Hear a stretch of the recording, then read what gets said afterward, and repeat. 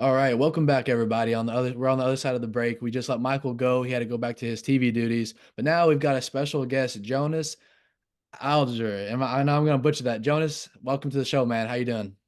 Doing great, man. Great to be here, man. Did I get that right, or did you want to correct me real quickly? Alger, it's the same thing. There you go. Well, you are with, of course, Tennessee Tech at the moment.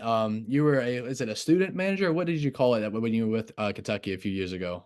So I was a student manager for 4 years. I started, right before my freshman year when my first semester in, I got the job. Long process. It took basically the whole summer. I had to work the camps, kind of volunteer and show that I was a hard worker. And their equipment manager thought that I was, worth hiring. So went ahead and gave me the chance. So, I'm blessed for that. And I still thank him all the time for that, just that opportunity. Yeah, Um, definitely. So let's kind of get into that. So what years were you at Kentucky, and kind of talk about how that got in the mix and your kind of a quick experience at Kentucky, or it doesn't have to be quick. You can go as much detail as you want. Yeah, so I had probably one of the most interesting 4 years as a manager. So my freshman year was the 2019-20 team with Tyrese Maxey, Emmanuel Quickly, Nate Sestina, EJ Montgomery, Nick Richards. It was a very solid Ashton Hagens, like very, very solid team. And we started off rough that year. I don't know how much you guys remember. Um, we lost to Evansville. I was Um, yeah. Khalil Whitney left a couple weeks after. We had Johnny Juzang off the bench, and that was freshman year Keon Brooks. So, we had a great team, great roster. We were playing well. Tyrese hit that Michigan State three-pointer, like great season for us, and we finished it strong. And then, of course, COVID hits, and we still to this day are pretty confident that we were a Final Four team. And a lot of people, bash Cal for we haven't won tournament games this many years, blah blah blah. But that was one of those years that kind of got stolen from us. But the job was great. It's a lot of hard work, and the managers are really the unsung heroes of the program. Um, for example, like I'm not there anymore, but my friend Ray Surratt, he's 6'10". He played for Lafayette and Lexington. Everyone knows him from the white streak in his hair. He he's in there every day, banging against the bigs, doing as much as he can to just help them get better, whether it's rebounding, playing defense, or trying to score on them, like whatever it is. So, they do a lot, but then again, he'll be wiping the floor during the games or throwing the seats out or something. So they do a little bit of everything, and any side job that no one really wants to do, they usually throw it on the managers. So, those guys, and it teaches you a lot. You learn a lot about hard work and, um, but it's a privilege. It was a privilege to be there all 4 years, and I loved every minute of it. But so freshman year we had Tyrese, that group. COVID hits, and then obviously 2021, really rough year. Or 2020 into 2021 was a rough season for us. We had, Olivier Sarr, Oscar had transferred but couldn't play. Um, Devin Askew, those guys, we really struggled. And it's interesting because like a lot of the blue bloods did struggle that year. I thought that was something that was, you know, consistent around the program, the country really. Um, but just didn't have it that year. Struggled in a lot of aspects, a lot of injuries. Terrence Clark, BJ Boston came in with a broken pinky. Terrence was hurt the whole season, so it was kind of a rough go for us. And then my last 2 years were Oscar's 2 years with us. With Xavier Wheeler and Keon and guys like that, Davion Mintz, and me and Oscar from then on. We became basically brothers. Like I was always in the gym with him. Um, we just had 2 great years, and they just came up short. With St. Peter's, that was an embarrassing time. We could get into that, a little bit if you want, a little bit later. But and then my last year with Kansas State, finally, if you think about it, 4 years as a manager, I got one tournament win against Providence. So, it was something that, almost brought me to tears when it happened. I was so glad because after St. Peter's and all the stuff we had gone through, but I'm still grateful for the time I was there. And, I would have killed for this year because I feel like they're another Elite Eight to Final Four, potential. So, I hope they really make it this year. I'm still rooting for them every day. So Yeah. So those 4 years, we got a buddy named Matt Sack. He was a student at UK as well in those same 4 years, and I talked to him a bunch about this, and I know you went through the exact same thing, but like you grow up watching Kentucky basketball, and you think about like, wow, when you finally got offered to be on the staff and help, it's like all those dreams of all these Final Fours I'm going to get to go to, and these tournament yeah. things, and then you go through the 4 years that you went through. You should have had a good year that first year, but COVID took that away. Then last 3 years are pretty rough. Um, Man, that's just a tough run to go through. Like that's your dreams, just like of doing those postseason runs, just got kind of taken out from under you. So that's the worst. But I did want to get into what's that like? What's that day-to-day schedule like when you're with UK? Like what kind of hours are you putting in, and like what was the majority of the stuff that you kind of found yourself doing? Man, it is rough. I'll tell you that. Passing your college classes as a manager is one of the roughest things I ever had to go through. And again, yeah, it was rough growing up. Just to touch on what you were saying, like I grew up, I wanted to play NBA basketball. I wanted to be a Kentucky guy, like 2009, 2010, when John Wall and Cal came, like I fell in love with it, you know. Um, Quit all my sports in high school for basketball, even though my parents were not happy with it. And towards my senior year, I was like, wow, I want to coach. So what can I do to get into this? And then it kind of, I was blessed with this opportunity. So it was great. And not winning a tournament game except for one sucked, but just the experience and getting to know the coaches, getting close with Cal, like that was something that I'm never going to forget. And, to this day, it's going to help me out in the long run too. Um, Hitting on what you're talking about earlier. Um, I'm having a blank here. What did you ask me?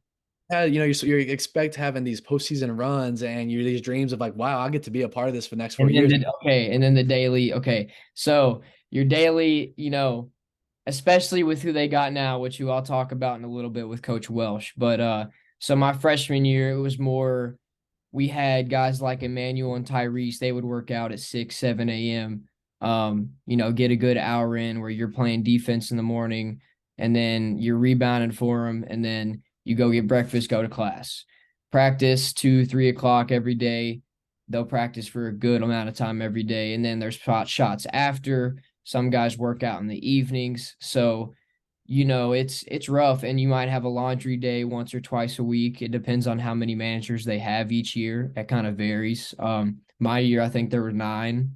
Um, but yeah, it's interesting, man. It's hard to pass your classes and still give all you got to the program and prioritize it. And that's one thing we tell people, like when we're looking for managers, we're like, hey man, you probably can't be in a frat. Like you can't do like this is your frat if you do it. Like it is the biggest, the most time consuming thing, but it's also rewarding. I mean, going to the Christmas dinner and hanging out with the coaches every year is a great time. And to be honest, like I'm still reaping the benefits of it today. I'm in the position I am at Tennessee Tech today because Cal made that call for me, and the assistants were rooting for me, and you could see a lot of former UK managers end up doing something good if even if it's not coaching. I do know one example, Randy Gregory. He is on the Magic staff. He started off as a video guy, and just last or 2 seasons ago, he was coaching Paulo in the summer league. So it's a great place to start your career, and it teaches you a lot of hard work and how to juggle so many things and so many responsibilities. Yeah, can you as much as you feel comfortable sharing with, but like, I know over those 4 years you made great relationships. In terms of, you said Cal made a call for you to helping you get this job. I think that's what you said. Did he ever give you like any advice, even whether it's coaching related or just personal? But like, was there any moments that you're able to share, kind of like, it goes kind of stuff that is behind the scenes that they kind of shared with you, advice to make you advancing your career as you're getting started? Yeah, I would say, especially at the manager dinner, he kind of talks to us about what it means to be a manager, and a lot of the times we don't get celebrated for what we do. I mean, he even scolds us during practice, which a lot of college coaches do. Like, if I throw a bad lob to Oscar in practice, he'd be like, "Come on, man, like get it together," like, and it's like you're just a manager, but at the same time, he's trying to hold everyone to the highest standard, and that's something that I loved. Um, but in terms of when I was about to graduate and trying to figure out what I wanted to do, he was just really helpful, and the assistants too. They were very, you probably should take this job, you should look at this job. Um, you know, it, everything as far as like whether it's not being late to a workout or whatever, they keep you to the highest standard. Coach Chin is fantastic with the managers. He keeps them going. When Cal is busy and trying to focus on other things, the assistants kind of make sure that everything's right, and that's up to the manager. So we have to work really closely with guys like Orlando Antigua and especially Coach Chin and Bruiser. Um, but yeah, I mean, especially Coach Chin, he gave me a lot of advice. I would sit in his office sometimes and just pick his brain. I mean, he's got this whiteboard with all these, plays and stuff on them, and it's all written, it's all out, and he's a grinder. He's someone that, I learned a lot about what it really takes to be a successful coach in this profession. It's rough, and I'm going to spend a lot of years where I'm not going to be, the head guy. I may never be the head guy. But I have confidence in myself to get there eventually, and especially because they gave me that confidence. Jonas, so I know over the 4 years, well, most years there's usually a lot of NBA players. You crank out a bunch of those at Kentucky. We didn't have as many over the 4 years that you were there, but we still had some. And whether they went pro or not, there were a lot of great personalities on those teams.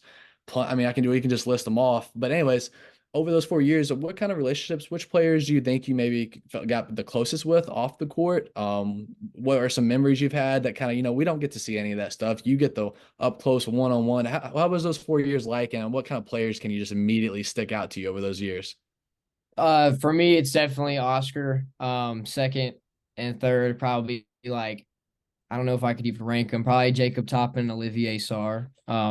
So for example, like Oscar's just always a joy to be around, and like he's funny. He first, came to Lexington, and it was hard to understand him for me because like he kind of spoke broken English, and which has gotten way better since then. But he was a little shy at first. We had heard different things about him before he came to Kentucky, and everything was like just They say how much he had such a bad rep coming into Kentucky. They yeah, so wrong. it's interesting. They would said that he was such a hard guy to like handle and on and off the court, and I really got no sense of that. And you could see obviously, he's always smiling. He's never really shown to be a bad teammate. Um there's endless things with Oscar that were just either funny or it just shows he's a good guy. I went to the combine with him this last summer and rebounded for him during that whole workout, and just one of those things like he took care of me. He wanted to help me get some opportunities and be able to rub shoulders with some NBA guys.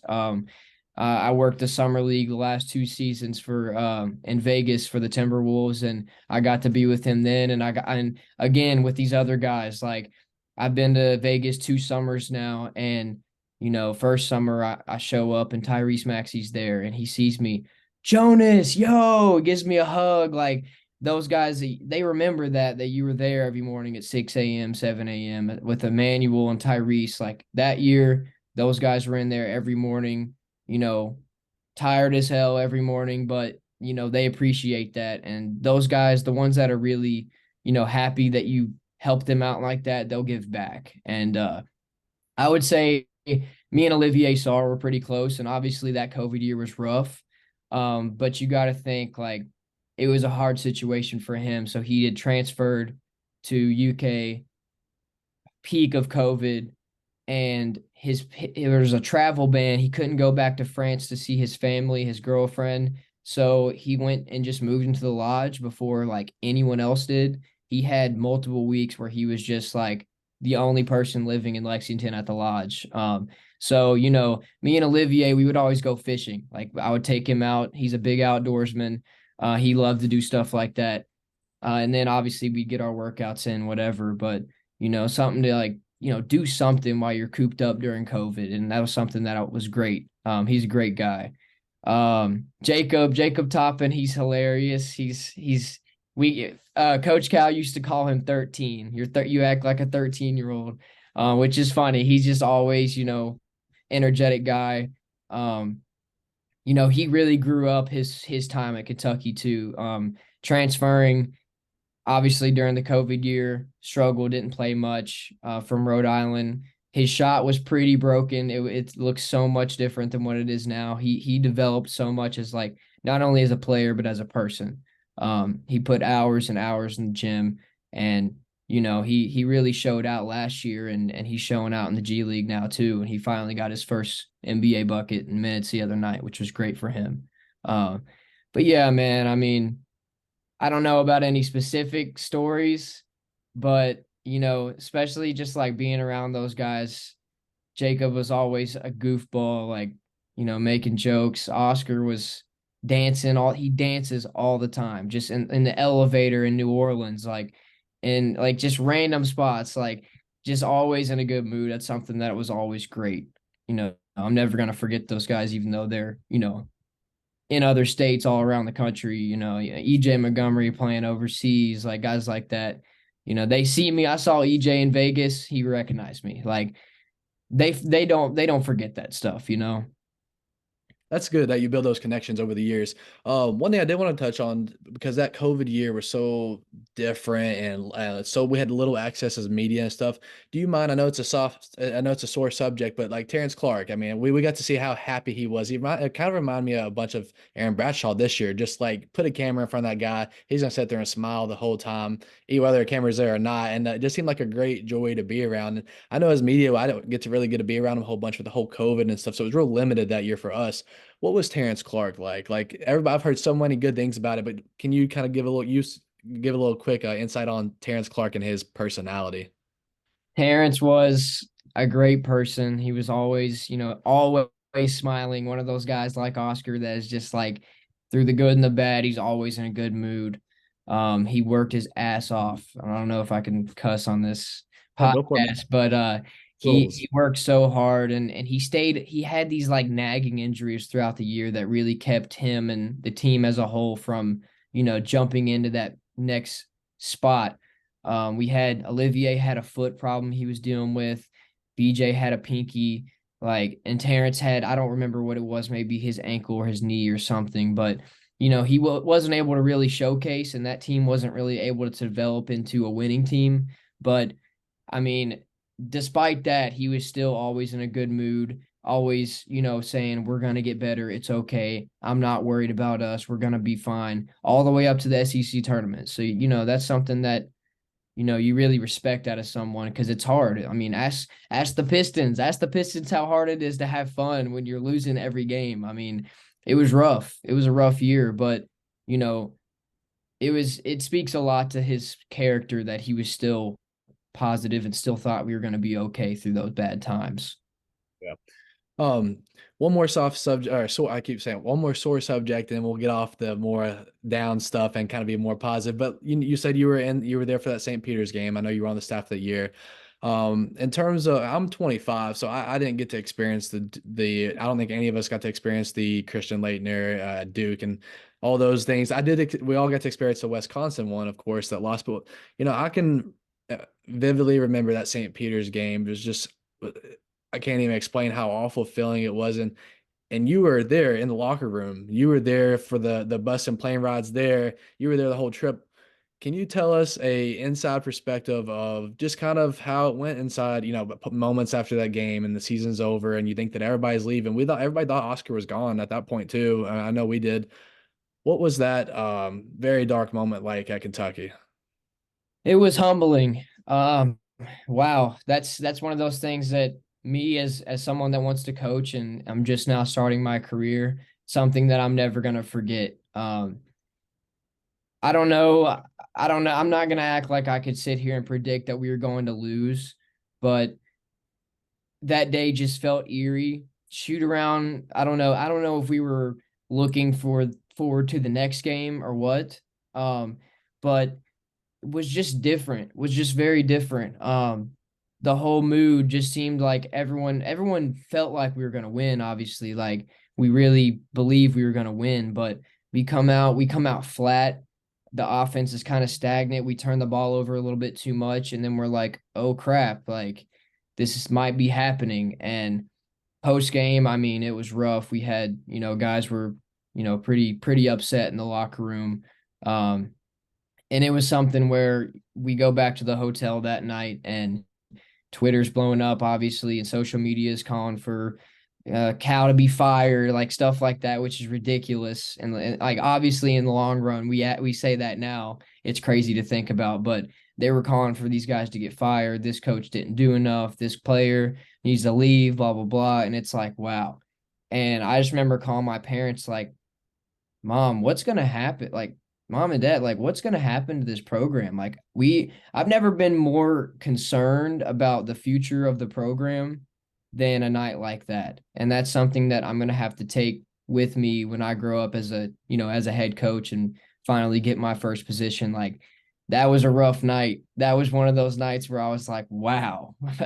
um, and we came back and thankfully Oscar came back. But yeah, we really thought that basically that whole starting five was gone. We thought Keon was maybe going to go to the NBA. We thought, guys could transfer or whatever. Just, that's a infamous night for our generation for sure. Yeah, that we'll be talking about that for a long time. And then opposing fan bases, we'll probably talk about that a little bit longer. They're the ones that would give that thing life for a while just to rub it in our face. It was a weird time. And a lot of people do say that that morning and that afternoon before was something that was off. Um, so yeah, maybe there was. I for sure was looking for the next opponent. I for sure thought we had it at wraps, and maybe that's what happens. I don't know. I can't speak for the players. If they were, maybe that's what kind of happens. Who knows, man? But on to more positive things. Thank you for sharing those. But so now you're with Tennessee Tech. Can we get into kind of like, you've got a big boy job now at Tennessee Tech on the staff. What's that been like for you, and how'd that come about? I know you said Cal kind of helped a little bit, but you've worked hard to get there. How'd that come into fruition?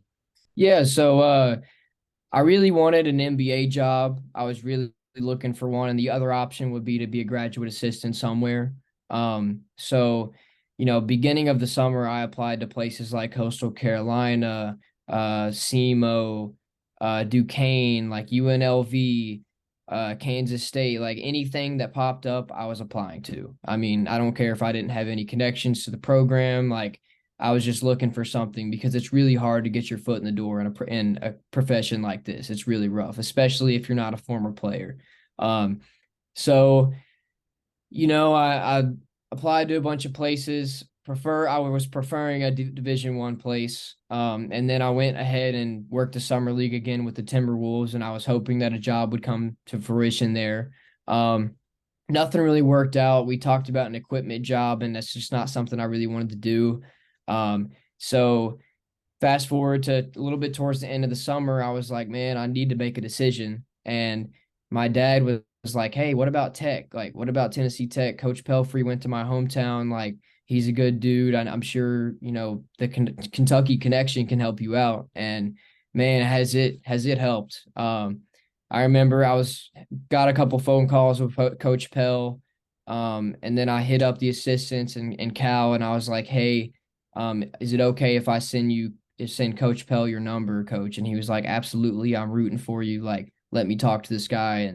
And obviously, things went great. It helped out, and here I am, and it's been great. We've struggled a little bit to begin this season. We're riddled with injuries. We've got 16 on the roster, and we've got, I think, 7 guys out right now, so we can barely even practice 5-on-5.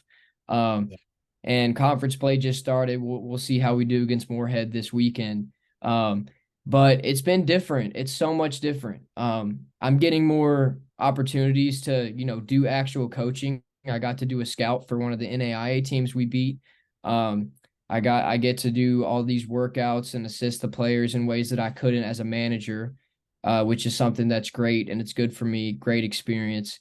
And the coaches kind of treat me like family too. That's something that's great. Like I could go to Pell for anything. And obviously for those that don't know, Coach Pell, like obviously his name's in the rafters at Rupp. He's, played under Patino. He was an assistant during those Florida years where they started winning national championships and, put that program on a pedestal. and he was briefly a coach, the head coach at Arkansas. And now he's there and he's trying to, develop this program, and it's been great for both of us. I think it's been a good mutual thing. And yeah. Yeah. So, like you said, you're down in Tennessee now. You go from the mecca of college basketball, Lexington's a college town, Rupp Arena, Coach Cal, Kentucky basketball, all the good stuff out with that. And Tennessee Tech, it is a different world. It's a complete different experience. What's it like? You're in Tennessee. Do you wear any blue down there? Like I know you got your drowning in Vol Nation. What's that You like got down me wearing purple right now, but I promise you on my off days, I'm rocking Kentucky. Don't worry. there? Yeah. Um, I would say that this is really good move for me. I think it was the perfect move because I spent 4 years at one of the top, I would say top blue blood in the world. Um, and you go from there to a program that is still building and trying to grow a culture. And on top of that, I was working with 5-star NBA caliber players, and now I'm working with a little bit less, where you have to kind of train them different ways. You have to work on more simpler things, different moves, different ways to play, like playing off two instead of, playing off one in the paint, like just stuff to lower turnovers or make the game more simple. Whereas like a guy like Rob Dillingham and Reed Shepherd, all those guys, like they can make kind of those crazy, a little bit out of control plays. So it's been good for me because that's something I've had to adapt to. And I was never always gonna stay at Kentucky. So, jumping to a program in the OVC like this has been the best decision for me, I think. So, Jonas, are you from Kentucky or did you just come here for college or what's your kind of background like? Yeah, so my parents are both from Eastern Kentucky. My dad is from Paintsville, my mom is from Leslie County. So like way, way Eastern Kentucky. But by the time I was born, they're living in Georgetown and Lexington, and then I grew up in Northern Kentucky in Grant County.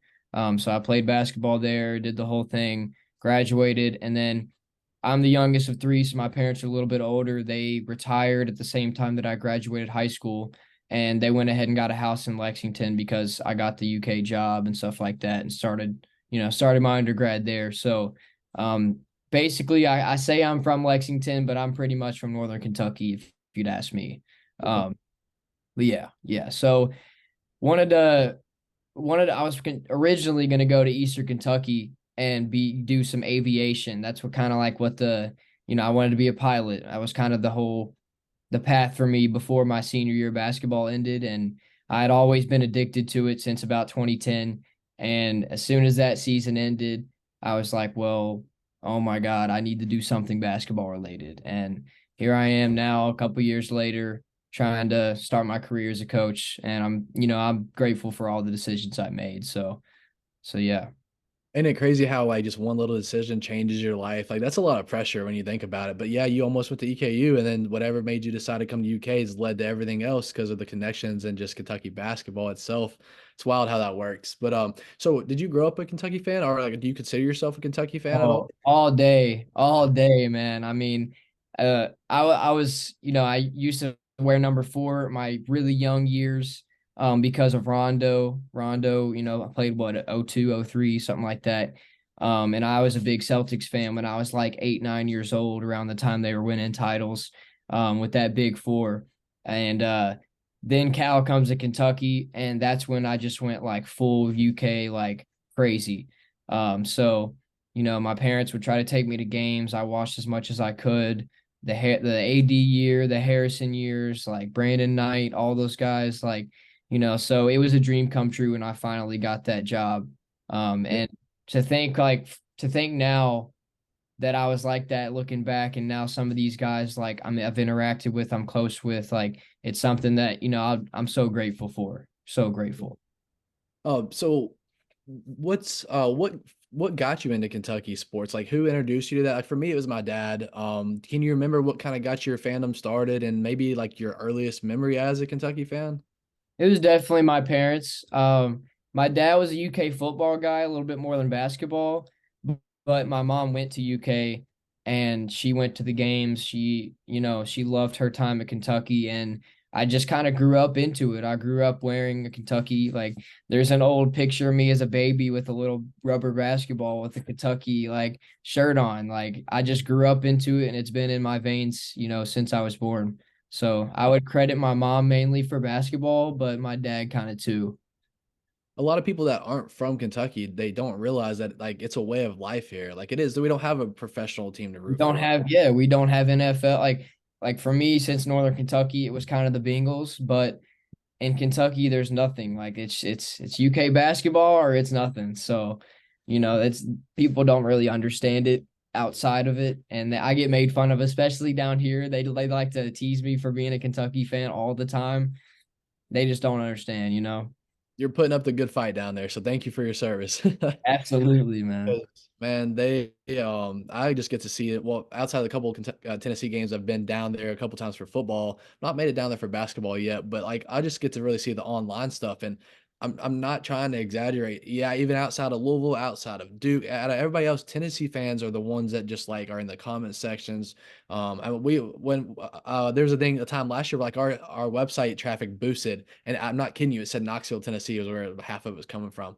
Like, Yeah. or like we say they're obsessed and stuff, but like we have facts to back it up, and then like so that's a whole nother thing I could get on.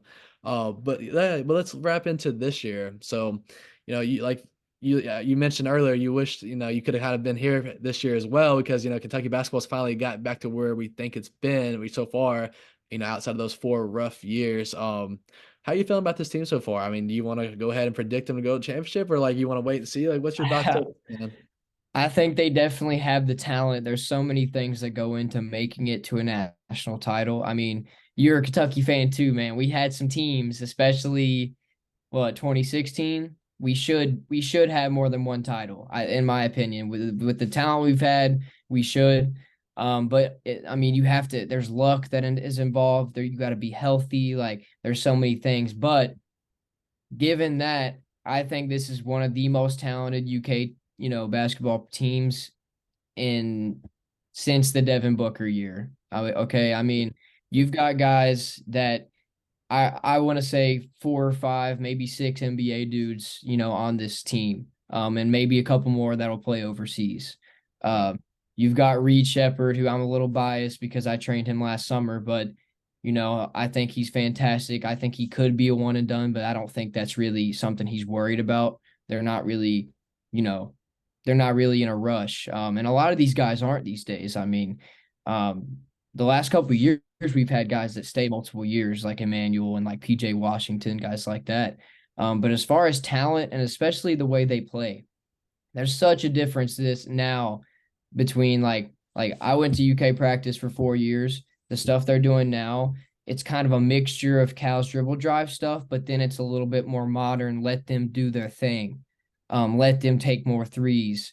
I had some stats on here. They went from like they were in the 300s in 3-point percentage, 3-point attempts my years with Oscar in that team, but they are number one in offensive rebounding.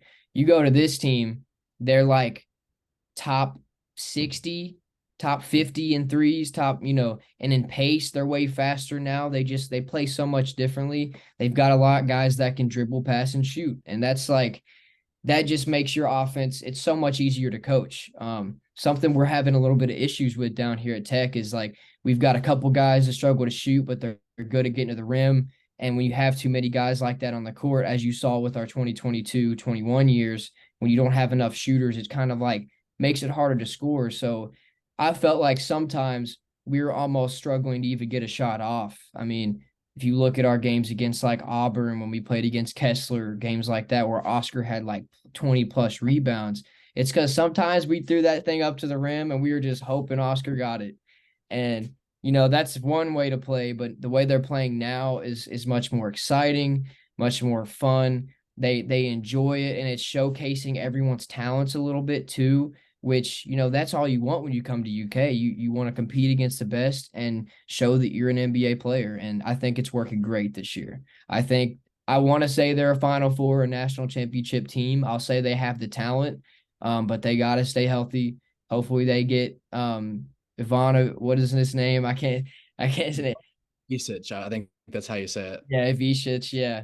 Uh, they just got to get some of those pieces together. They got to get Ugana. Ugana worked his ass off last summer. He's gotten so much better. I can already tell, and he's barely played. And one of the unsung heroes that's not going to get talked about much on their coaching staff is John Welsh. That guy knows what he is doing as far as player development. And I'm telling you, those guys, all those players, Reed, Rob, DJ, they are even Adu, guys like that, they are soaking every bit of that NBA experience up. I don't know how much you know about John's background, but he has been on various NBA teams for years. He worked under Doc Rivers, he worked with the Nuggets. Like he's soaked up and he's a gym rat. He lives in the gym. And I think that's one of the things we missed the last couple of years was a really good player development guy. And I thought freshman year I had that with Kenny. I learned, I will say most of my workouts that I do individually are all stuff that I saw Kenny Payne do my freshman year. And I picked out some things over the next couple of years from various coaches, but KP was one of those guys that would get in with them and teach them right from wrong on the court. And they haven't had that the last 2 years I was there. Like, those last two or three had a lot of coaching changes, a little bit of inconsistency. And, with Welsh, he is that guy. He's the guy that's going to be in there when no one else is looking and teach this guy to rip past someone's hip or to, I mean, Tyrese used to dribble to his hip when he was trying to drive past people. It's something as simple as pushing the ball out sometimes, and you make the guy so much better. And I think Coach Welsh has got that attention to detail that's going to make those guys pros this year. Question for you. So I know part of it is also we got Welsh, but Cal went out and got his guys too. He went back to kind of his elite freshman recruits, kind of got back to his bread and butter. And you combine both of those, and, you've got what we've got this year. Now, this is just a question for you. Do you think if we would have gotten Coach Welsh a couple years earlier, with the teams that maybe didn't have as much as talent, would we still have reaped that benefits from him? Do you think he's just that good of a coach, or is it both of those kind of combined, or what's your kind of take on that?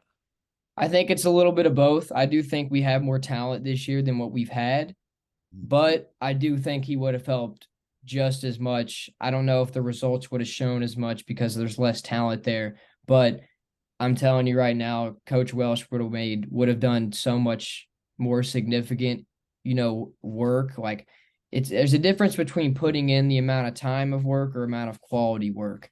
And the work you put in the gym with Coach Welsh and guys like Kenny Payne, even guys like Joel Justice, like those guys, it's quality work. It's you're getting better when you get in the gym. You're not going in there and just chucking threes and not paying attention to any details. And I think he definitely would have added some wins to that, to those 2 years, 2 or 3 years that we didn't have Kenny. So for us, we've never got to experience a coaching staff. You've been in it for years now. What exactly is it that, like, I know we've heard all about that the coach at Welsh is getting, he's the guy that's here for the job. We give a lot of offensive credit to him, but like what is it that he goes in there and what's he providing to this team in terms of like the exact job that he does? Like I don't know if you've gotten to talk to him, and I think you all maybe missed years, didn't you all? But like what is it that that coach literally goes in and how does he make this team better? Because we just don't get to see that inside stuff like you've been through and experienced yourself. Yeah, so it's interesting how different coaching staffs kind of work in the country. This is a different coaching staff than, the ones that I experienced at Kentucky. And I've met a lot of coaches because my freshman year it was Cal with Robes, Kenny, Joel, Tony, Barbie, I believe. Yeah. I'm gonna be missing one. And then fast forward, you have Bruiser come in. Tony goes and takes the Central Michigan job. Joel takes the Arizona State job. So I've seen a lot of different coaches and like what they do. Um, and I would say that Coach Welsh, attention to detail, player development stuff, maybe some offense. I haven't really seen how they interact as a group. But different coaches like we have a coach, for example, at Tennessee Tech, Blake Gray. He's mainly the guy that Pell asks about offense. And then Coach Fain or Coach Steele, they kind of both help with the defensive like strategy and stuff like that. And they kind of split up their team scouts. I don't really know how it is at Kentucky in terms of, especially this year. But I would say Welsh is like, okay, I'm going to make these players better. I'm player development. that is probably what his strong suit is. And then you've got guys like Chin. Chin is a defensive mind. Like he's one of those guys that he's gonna make you go do it over and over and over in scout team and even on the court. Just he's a big defensive guy. You can hear him screaming out plays when we're playing. Watch them play this week. Who do they play? Florida or something? Or Yep. when they play their first SEC game this week, he's going to be calling out Florida sets as they go before they even come off the screens. Like he'll be yelling, "Zoom, zoom." Chin is that guy that is going to help supplement Cal with defense. So one thing that I've noticed is that the head coach takes all the responsibility of winning and losing, but having an assistant coaching staff that it can supplement you, it's such an important thing, and you can't win without it. You cannot. Yeah, It, we've that might be the most one of the most important things I've learned the past couple of years is that you need a good staff, like a good support staff, to be a good program. Yeah, that's something we've gotten to see from the outside perspective. I've been able to tell that too. You don't have the personnel. I know Cal gets the wins and losses, but yeah, I've been able to see, and I don't even get to experience the things that you have. That the coaching staff does matter. One thing I did want to get your quick take on is before we wrap up in a few minutes, but Tyler Eulis, man, I just as like a Kentucky kid growing up, just a fan. We both went through this. Selfishly, like I enjoy so much. I don't even know what kind of value he provides in terms of what he does, but just having Tyler Eulis, one of the Kentucky Cal greats on the bench, just seeing him at the games, I think it's so cool. Did you ever get to kind of meet him? I don't know if you all got to Yeah. staff or not.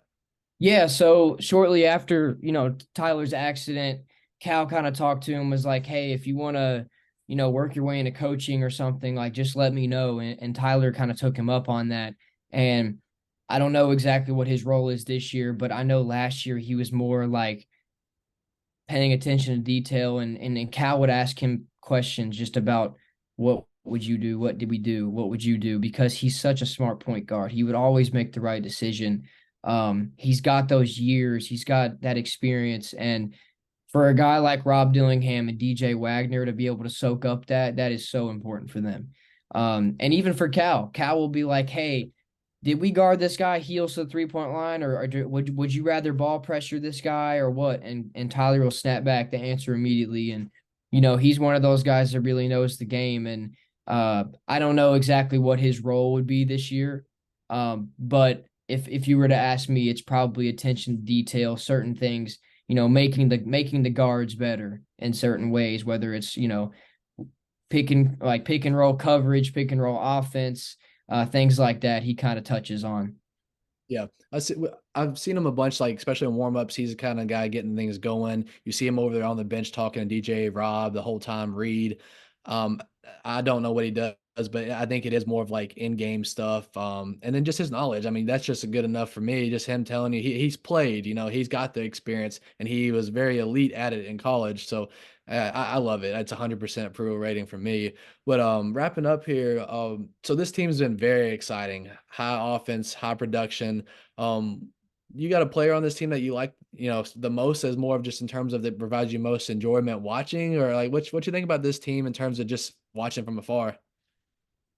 So a little bit selfishly, I'm already a little bit close with Reed. I love Reed.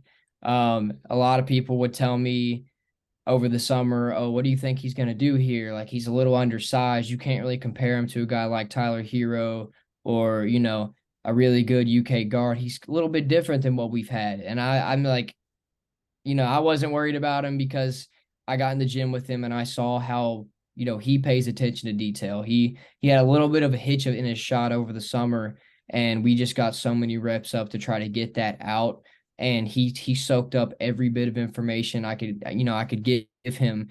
And I tried to, do as much as I could to prepare him for Kentucky practices and, drills and stuff like that and get him in shape. And, he just soaks it all in. He's a student of the game. He's a great kid. You don't have to worry about anything with him.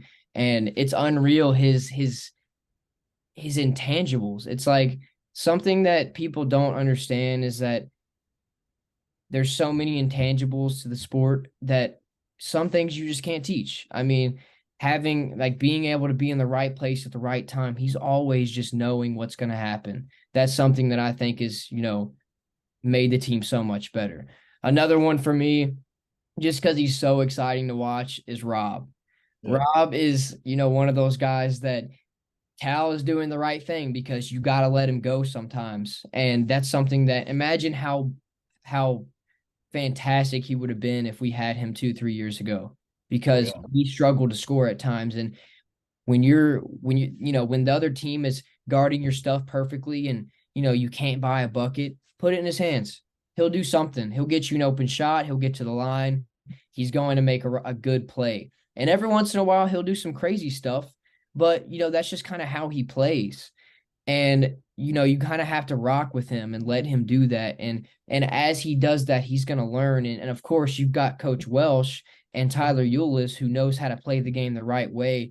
And Tyler wasn't as bouncy or athletic as Rob, but he played the right way. And when you get a guy that was undersized and still could be effective, and you give that knowledge to DJ, Reed, Rob, goes like it's gonna take them all. They're gonna take off. They're gonna be stars.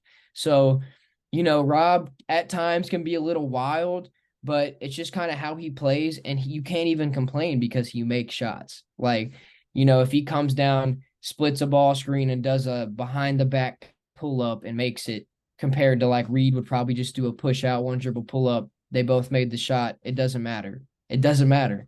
So, Cal's doing the right thing and just letting him rock. And if it gets a little crazy, maybe set him down a second. But, you know, I've been impressed with Rob because I was a little bit worried about his size. Like he's even smaller than Reed in terms of like weight and you know, but he's staying in front. He's guarding his ass off, and that's why you come to Kentucky. That's why you come. You have your worst attributes, and they try to work.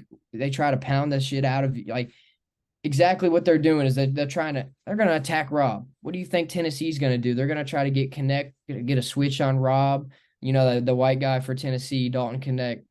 He's gonna try to attack Rob. But you know what? They're gonna stop him. I'm not worried about it.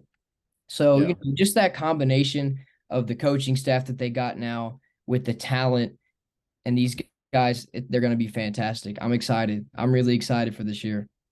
Yeah, a lot of great options, and even if they do try to stop Rob, Kentucky's got a handful more guys that can have their night. But yeah, Jonas, thanks for hopping on here, man. And again, we'll hopefully have you maybe some another time in this season, especially when kind of postseason play starts to ramp up. We're expecting a good, as finally for in a handful of years, an SEC tournament run, and hopefully NCAA tournament run, unless this all just fails for some reason, which I don't expect. But anyways. Jonas, thanks for hopping on. Did you have any last words before we let you get back to your the good fight down there in Tennessee? No, man. I appreciate you having me. Just call me anytime. If you got any questions about like playbook stuff, X's and O's, that's something I've been working on. So any questions you got regarding Kentucky, I try to watch all their games. Some nights I have games at the same time. But got to be a Cats fan whenever I can. Definitely. Well, appreciate you, man. We'll see you next time, All right, see ya. Jonas.